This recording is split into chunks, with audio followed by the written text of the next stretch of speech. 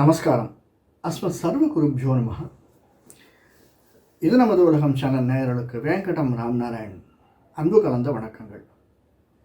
என்றென்றும் ஏதாவது சின்ன மாற்றம் நமக்கு நடக்காதா, நம்ம மேலே வந்துட மாட்டோமா என்று எண்ணிக்கொண்டிருக்கக்கூடிய கடகராசி அன்பர்களே நண்பர்களே, இப்போ இருக்கக்கூடிய 2025 எதிர்வரக்கூடியது மார்கழி மாதம் பிரதமையில் புதன்கிழமையில் பிறக்கக்கூடியது, பூராட நட்சத்திரத்தில் பிறக்கக்கூடிய இந்த 2025 நமக்கு எப்படி இருக்கும், கடகராசிக்காரர்களாக நமக்கு எப்படி இருக்கும்? புனர்பூசம், பூசம், ஆயில நட்சத்திரம் 3 நட்சத்திரங்கள் இருக்கு.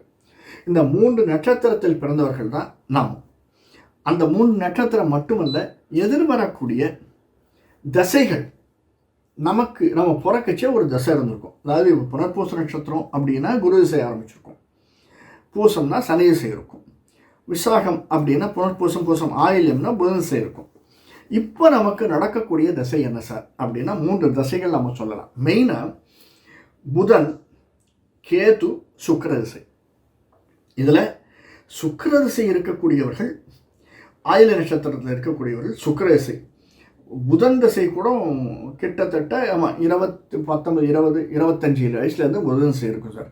சில பேருக்கு புதன் திசை இருக்கலாம், சில பேருக்கு கேது திசை இருக்கலாம், சில பேருக்கு சுக்கிர திசை இருக்கலாம், சில பேருக்கு சூரிய திசை. ஆயில நட்சத்திரத்தில் இருப்பவர்களுக்கு சூரியன் சந்திர திசை, அது கடைசியில் பார்ப்போம். இந்த 4 திசைகளில் இருப்பவர்களுக்கு 2025 எப்படி இருக்கும்?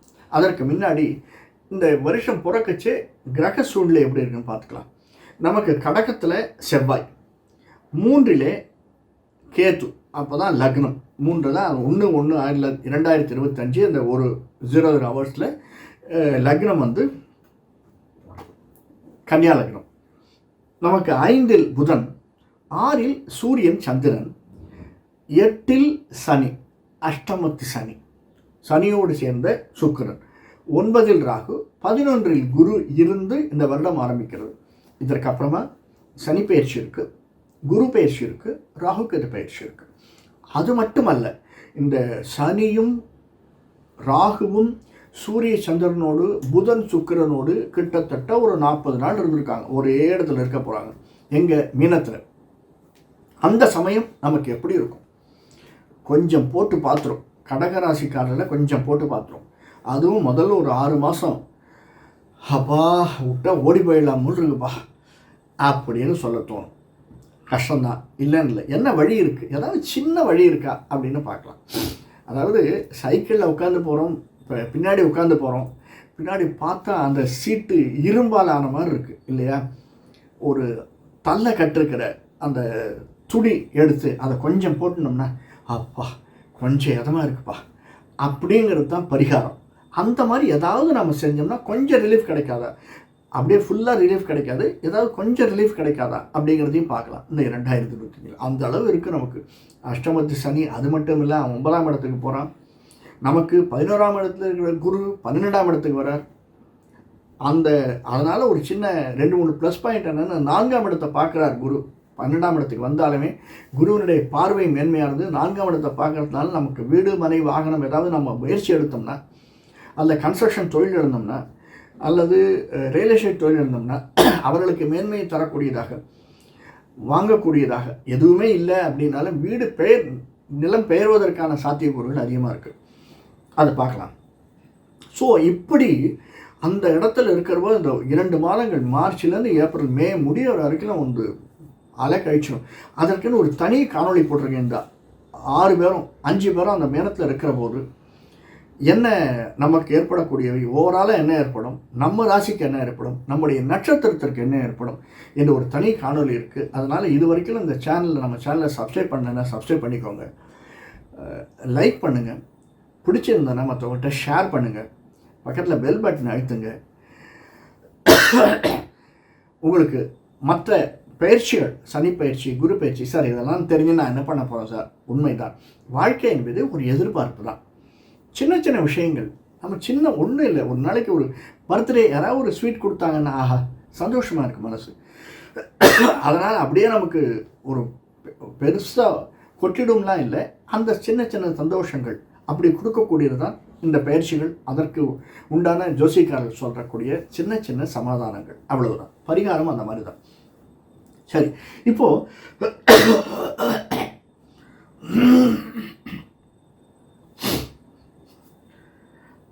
கடகராசிக்காரர்களாகி நமக்கு இந்த தசைகளில் இருக்கிற போது மேஜராக என்ன வரும்?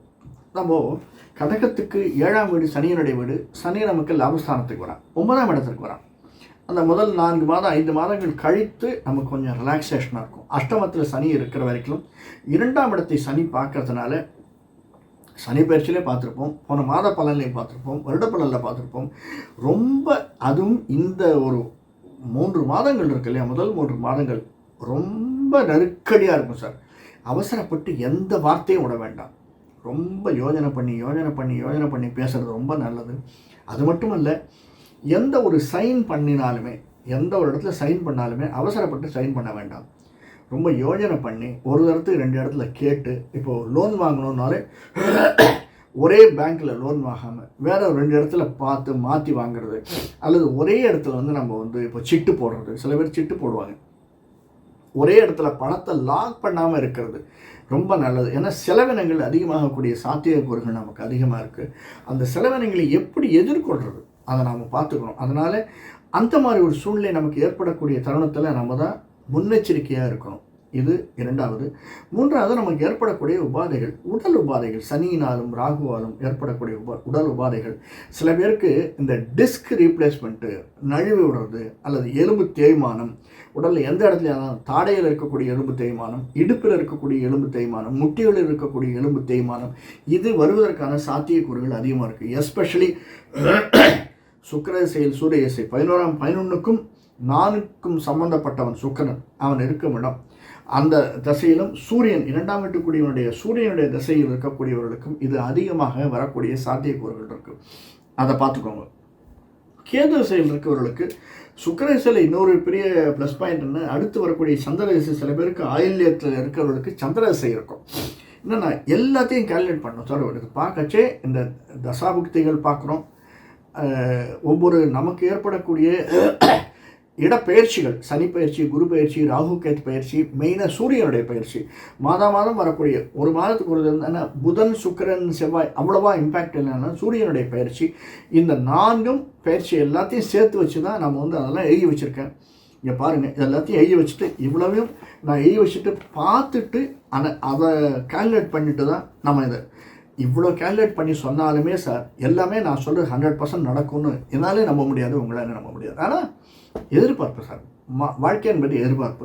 இது நடக்காத, நடந்ததுன்னா நல்லது தானே, அவ்வளவுதான். என்னுடைய திருப்தியும் அதுதான், உங்கள் திருப்தியும் அதுதான். 80% நடந்தாலே போதும் சார். இன்னும் கேட்டால் 60% நடந்தால் போதும். அதாவது மிதுன ராசிக்காரர்களை விட கடகராசிக்காரர்களுக்கு ஒரு சின்ன ஏற்றம். நான் சொன்ன 4 ராசிகள் ரொம்ப ஏற்றம் தரக்கூடியது இந்த 2025. மிதுனம், துலாம், மகரம் அண்ட் தனுசு. ஆனாலும் மிதுனத்தை விட கடகத்திற்கு ஒரே ஒரு விஷயத்தில் ஏற்றம் இருக்குது. அப்படின்னா என்ன ஒரு ஏற்றம்னா, அஷ்டமத்து சனி 9ஆம் இடத்துக்கு போயிட்டார். அதனால் ரிலீஃப் கிடைக்கும் சார்.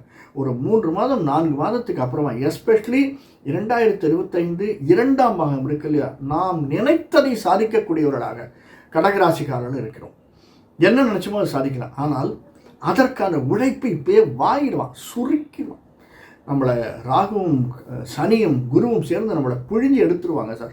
உழைப்பிலே நம்மை கசைக்கு பிழிந்து விடுவார்கள். அதற்கு நம்ம ரெடியாக இருக்கணும், மென்டலாக ரெடியாக இருக்கணும், ஃபிசிக்கலாக ரெடியாக இருக்கணும். அதனால் முதல் 6 மாதத்தில் நாம் உழைக்கக்கூடிய உழைப்பு பின்னாடி வரக்கூடியதற்கு செலவுக்கு சேர்த்து வச்சுக்கோங்க. அவ்வளோதான் நான் பிள்ளைங்கன்னு சொல்லுவேன். அந்த சேர்த்து வச்சுட்டோம்னா நமக்கு நல்லது தரக்கூடியதாக அமைஞ்சிருக்கு. அது மட்டுமல்ல, இந்த அதை விட பெட்டர் அப்படின்னு சொல்லச்சு 6 மாதங்கள் இருக்கு இல்லையா, பின்வரும் 6 மாதங்கள் கொஞ்சம் ரிலாக்ஸ்டாக இருக்கலாம் சார்.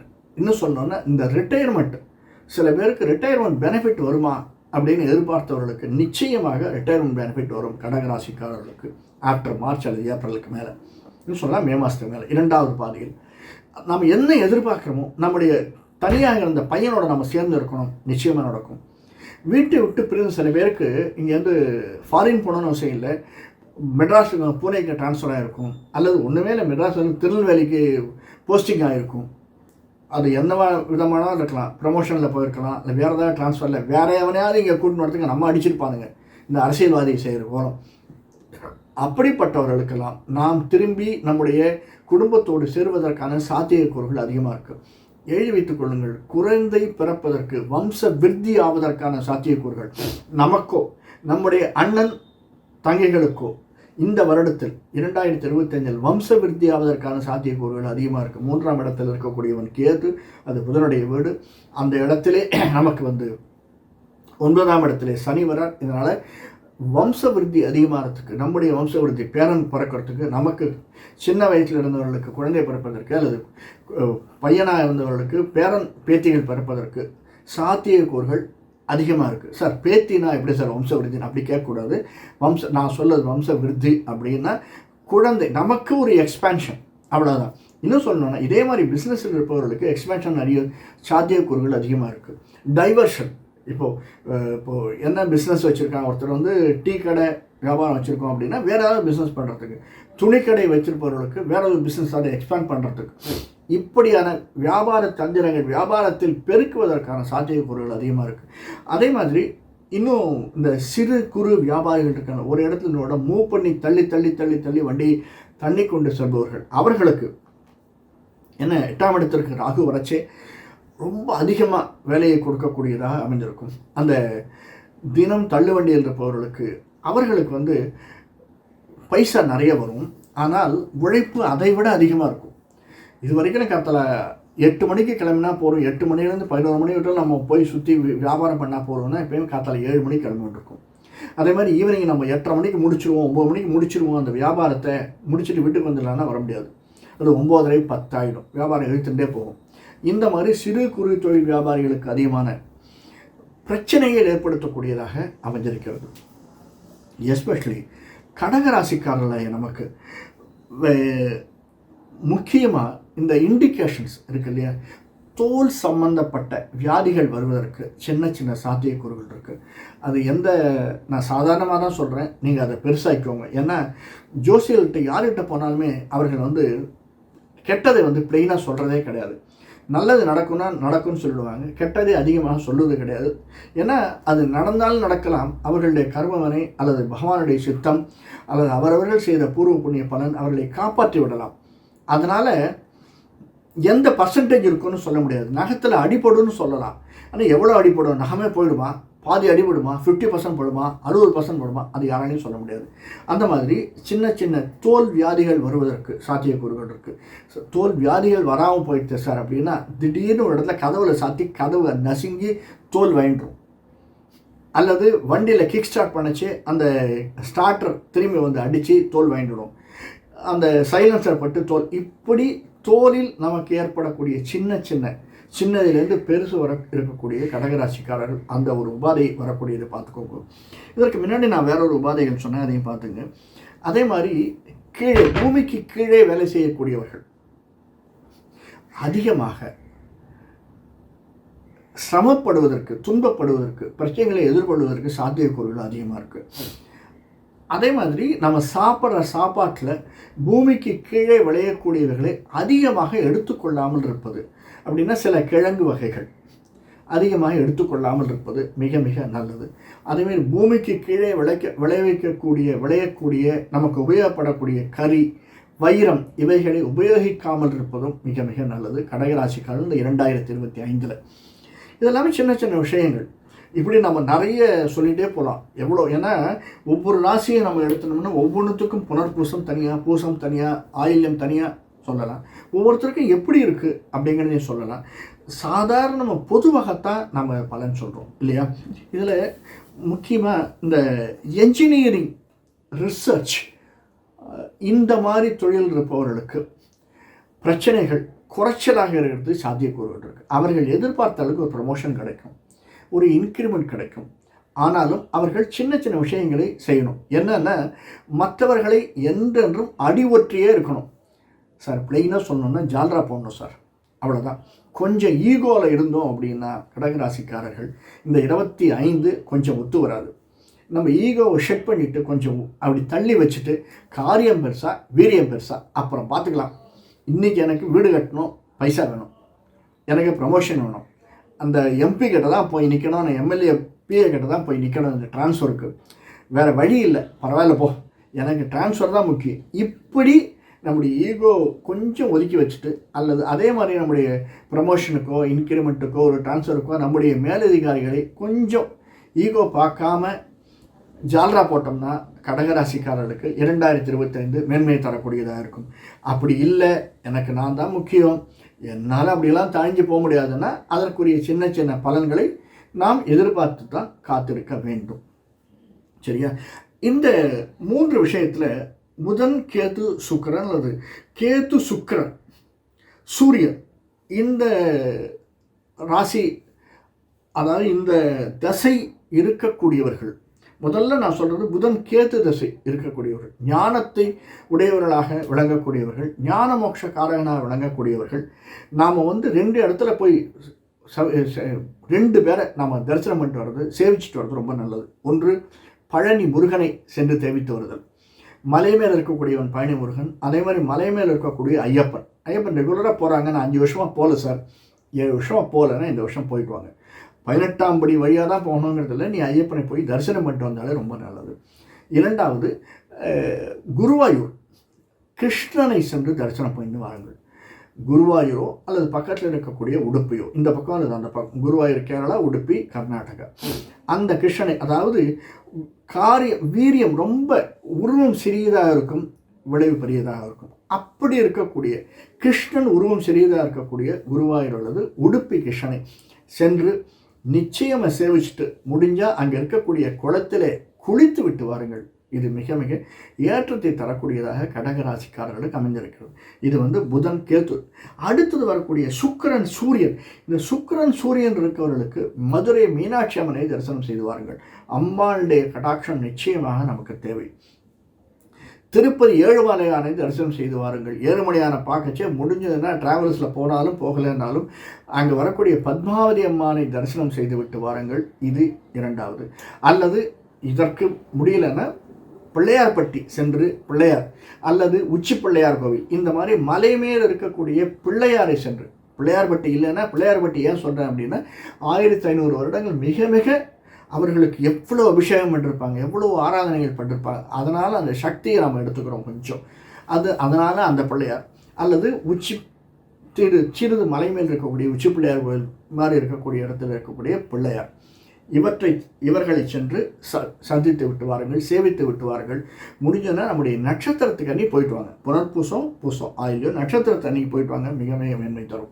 இது இந்த 1 வருஷத்துக்கு சார். இது ஸ்மால். நான் வேறொரு காணொலியில் சொல்லியிருக்கேன், நீங்கள் அந்த காணொலியை பார்த்துருப்பீங்க, அல்லது பார்க்கலன்னா பார்த்துருங்க, சப்ஸ்கிரைப் பண்ணிவிட்டு அந்த பழைய காணொலி பாருங்க. உங்களுக்கு இருக்கக்கூடியது நம்ம லைஃப்பில் மேம்படுவதற்கு. இப்போ நான் இந்த இதெல்லாம் செஞ்சுட்டு சார், நான் வந்தவுடனே எனக்கு ப்ரமோஷன் கிடச்சிருமா சார், வந்தவுடனே ட்ரான்ஸ்ஃபர் கிடச்சிருமா சார், அதுக்கு நான் கேரண்டி கொடுக்க முடியாது. ஏன்னா இன்றைக்கி நம்ம அப்ளிகேஷன் விசாக்கு அல்லது ஒரு பாஸ்போர்ட் வாங்குறதுக்கு இன்றைக்கி அப்ளிகேஷன் போட்டோம்னா 1 வாரம் கழிச்சு 1 மாதம் கழிச்சு தான் நமக்கு ஆர்டர் வருது. அந்த மாதிரி நாம் செய்துவிட்டு வந்த உடனே எனக்கு குழந்தை பிறந்துடுமா சார், 10 மாதம் கழிச்சு தான் பிறக்கும். அந்த மாதிரி தான் உடனே நடக்காது. ஆனால் நான் ஒன்று சொல்வேன், நிச்சயமாக நடக்கும், நம்புங்கள், நடக்கும். இதற்கு அடுத்து சந்திரன், செவ்வாய் ரிசை. சப்போஸ் சில பேர் இந்த ஆயில் ரிசையில் இருக்கக்கூடிய நட்சத்திரம் இருக்கக்கூடியவர்கள் செவ்வாய் ரிசை இருக்கும். அவர்களுக்கு தன்னுடைய குலதெய்வமாக விளங்கக்கூடிய அம்பாள் அல்லது இந்த சூரியன், செவ்வாய், சூரியனுடைய திசை இருந்தாலும் சுக்கிரனுடைய திசை இருந்தாலும் செவ்வாயினுடைய திசை இருந்தாலும் இவர்கள் எஸ்பெஷலி செவ்வாய் திசை, சுக்கிர திசை, சூரியன் திசை பெற்று செவ்வாய்க்கிழமைகளில் அம்பாளை சென்று வழிபடுதல். முடியல அப்படின்னா ஈவினிங் 7 to 8 வீட்டிலேயே அம்பாளை வச்சுட்டு ஒரு விளக்கேற்றி நமக்கு முடிஞ்ச தெரிஞ்ச ஸ்லோகங்களை தமிழ்லேயே சொல்லலாம் சார். ஒன்றுமே ஸ்லோகமே தெரியல, என்ன நீ காப்பாற்று, நான் உன்னை நம்பி தான் இருக்கேன் அப்படின்னு நமக்கு உரிய மனசில் என்ன தோன்றதோ அதை அம்பாளிடம் சமர்ப்பிக்கலாம். இப்படி ஒரு 8 வாரங்கள் செய்து வாருங்கள்.